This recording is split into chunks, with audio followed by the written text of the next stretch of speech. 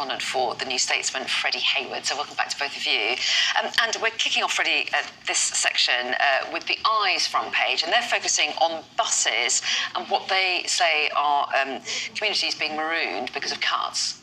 Yeah, we're seeing the degradation of councils across the country because of the austerity agenda, partly because of the austerity agenda that the Tories introduced in 2010. We saw local or central government funding for local governments cut by 40% in real terms over that decade, and now we're seeing the effects of that. I think the interesting question is, though, is how are we going to fix it?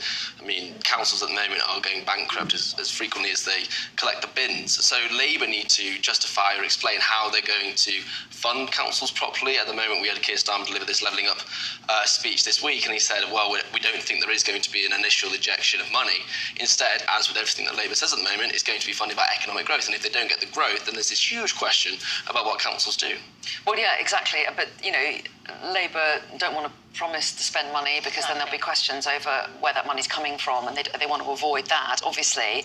The government might say we have invested more money to try and boost bus services, but when they're commercially run, some of the companies might say there's very low demand. I think demand went down, obviously, during the pandemic, and whether or not it's recovered or not, I don't know, but there are other factors at play here, aren't there? Of course, and it's also how the councils are run and the obligations that the councils have to deliver essential services, and obviously buses are not one of them, so they tend to be cut. I mean, some of these numbers are extraordinary. Although so in some councils are essential services.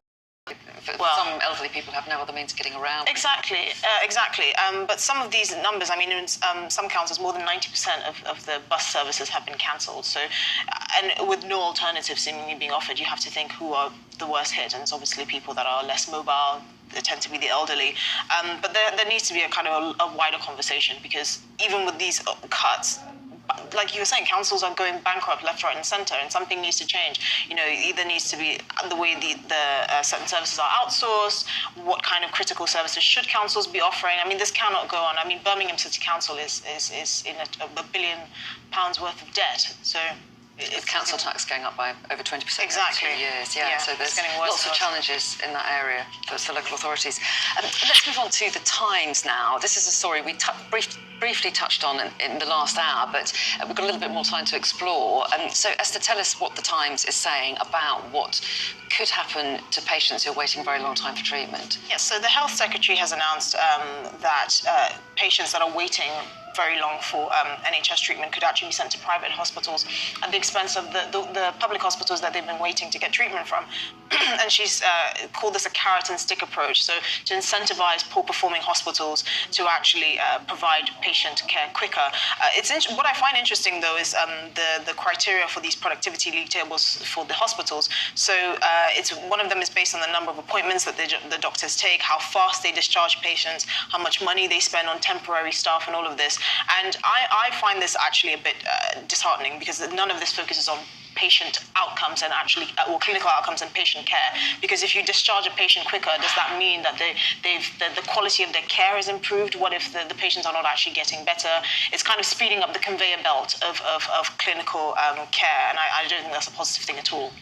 What do you make of this, Freddie? And do you think the fact that the hospital that is struggling to cope will be charged for the care of this patient that will be sent to private hospitals is going to put them under more pressure? Or what do you think the bigger outcomes could be from this plan? I think the bigger story here is that both Labour and the Conservatives are looking to the private sector to solve some of the problems in the NHS at the moment. We've also seen the public do that as well. We've seen in recent years use of private sector healthcare go up. And I think that's a sign that the NHS isn't doing very well. It was interesting, Wes Streeting that's the Labour's Shadow Health Secretary, he had an interview out this week where he essentially said that Labour want to look to the private sector to solve the waiting list within the short term, but in the long term they reject the principle, which was interesting. He drew this quite stark, clear line with New Labour, who obviously wanted to inject private sector principles into the public sector. Wes Streeting, interestingly, came out this week and rejected that. So there's a little bit of difference between the two, but both parties at the moment are talking about the private sector and how they can use that to solve the problems with the NHS. I think long term we'll probably be seeing a European-style social insurance model, because it seems the only way. I mean, we can't just keep having this sort of back and forth of plugging. Yeah, and do you think that there is the country's ready to have a debate about alternatives? Because the NHS is very precious to a lot of people, isn't it? And it's been difficult sometimes to open up the idea of using private schemes to help relieve the pressure? I don't think so, no. I think the NHS in many ways has become a state religion, and people revere it, politicians dance around it, and they stick to the free at the point of use. I mean, you did have some changes with, as I said, with New Labour, and there has been some conversations here about the private sector, but I think the fundamental model at the moment will not change because it's not on the political agenda. Okay, let's move on to The Guardian next. And Freddie, a story here about schools talking about the war that's going on at the moment between Israel and Hamas. What are they suggesting here?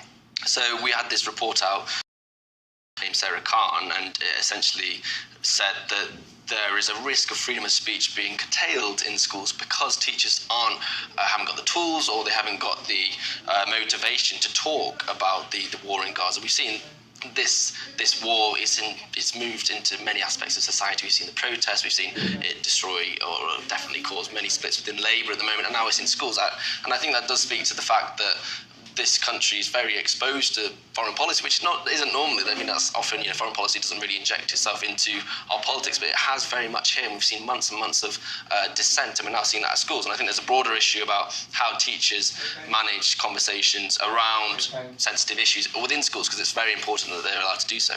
Do you think that's right? Do you think it's better that there are these open conversations? Otherwise, there's a risk that some kids might just get all their information from one source and not see the other side of an argument. I mean, that's the difficulty in the age of the internet and misinformation, making sure that, you can have open and meaningful debate without, people going down conspiracy theory rabbit holes. I do feel sorry for schools because they seem ill-equipped to deal with this. This is incredibly polarizing for adults and the media at large, let alone children that probably are not as wise with the ways of the world. So, I suspect it'll probably be a better idea to just keep it off school premises so that teachers don't have extra pressure to deal with things that really kind of are just not in they're not in their area of expertise necessarily, and they feel uncomfortable addressing it. Let's move on to The Sun, shall we? And this is a very worrying story. No, it's horrifying. I mean, chocky horror. A chocolate crisis. So apparently, because of poor weather and crop disease, the yield of or many chocolate harvest yields around the world, particularly in West Africa, have dropped. So because of that, the price of cocoa has increased threefold. And obviously it's Easter. This is a chocolate important holiday. I do think, though, that the biggest scandal is the fact that these giant Easter eggs that they sell are hollow. I cannot get over it. I'm starting. You must have realised this a while ago. I mean, I thought it was a mistake, and then I was like, no, there's nothing inside. Every year I get a broken one. It's always hollow. There's nothing inside, and I think with this chocolate shortage, really, I don't know how they're going to do it, but something needs to be done. They need to be filled with something. Is this a story that you're tracking with passion yourself? Well, I mean, just to defend Easter eggs as they are at the moment, I think they are hollow and they have got that thin. Absolutely not. Sometimes there are treats inside. There needs to be stuff in it. You need to, if it's a Maltesers giant chocolate edge, it needs to be filled with Maltesers. There has to be something in there. You've got to have boundaries on exactly. this. You've got to have red lines when it comes to Easter eggs. It's fraud. It's fraud. This and other issues we'll be discussing in the next hour as well. For the moment, thanks both very much indeed, and stay with us for top stories.